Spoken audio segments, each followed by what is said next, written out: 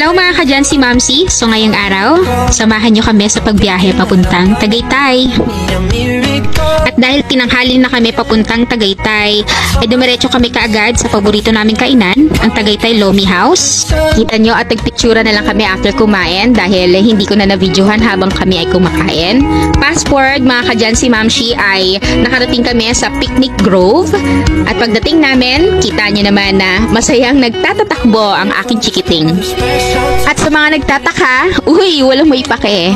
Mga kadyan, si Mamsi, halos isang linggo akong hindi nakapag-post ng mga video dahil naging busy ang iyong kadyan, si Mamsi. Makikita nyo naman to sa mga susunod kong pang videos. Habang kami ay nagpapatuloy sa paglalakad, aming inilala ang masasayang kaganapan noon. Opo mga kadyan, si Mamsi, madalas kami dito sa Tagaytay. Lalo na nung mga dalagat binata kami. Natatawa kami sa mga spot na nakikita namin dahil ito yung mga paborito naming picturean. At naalala namin dito yung kabardagulan at kagulangan namin para lang mairaos ang isang araw na pamamasyal dito, Tagaytay. At kami nga yung mga kabarkadahan na kapag sinabing tara, gala, ay gumugora kami kaagad kahit 10 oras na ng gabi, opo.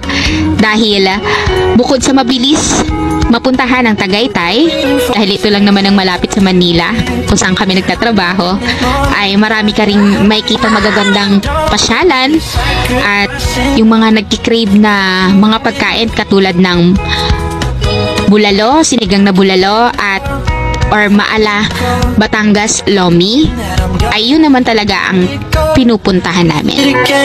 After sa Picnic Grove ay nagpatuloy na kami sa pagbabiyahe dahil magagabi na, ay naghanap na rin kami ng makakainin para sa hapunan. At dito nga kami pumunta ulit sa Bulalo Point, Turo-Turo Grill na madalas din namin pagkainan. At ito nga yung sinasabi ko sa inyo na sinigang na bulalo na napakasarap. At ito nga yung sinasabi ko sa inyo mga kadyan, si Mams, na madalas naming balikan na pagkainan sa Tagaytay kung hindi maala Batangas Lomi, bulalo or sinigang na bulalo.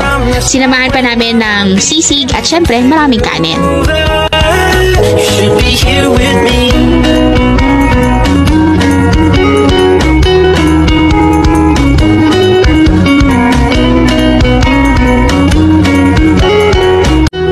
Bago kami tuluyang umalis sa Tagaytay ay napadaan kami sa Hacienda Mall kung saan nag-change outfit pa nga kami dyan dahil gusto pa namin ang maraming picture or video. Kita nyo naman at patuloy pa rin sa paglalakad ang aking chikiting na talaga namang pagod na pagod at masaya siya sa aming pamamasyal.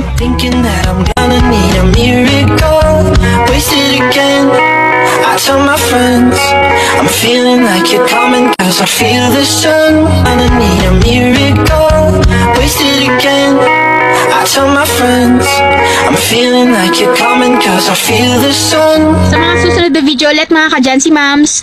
Bye!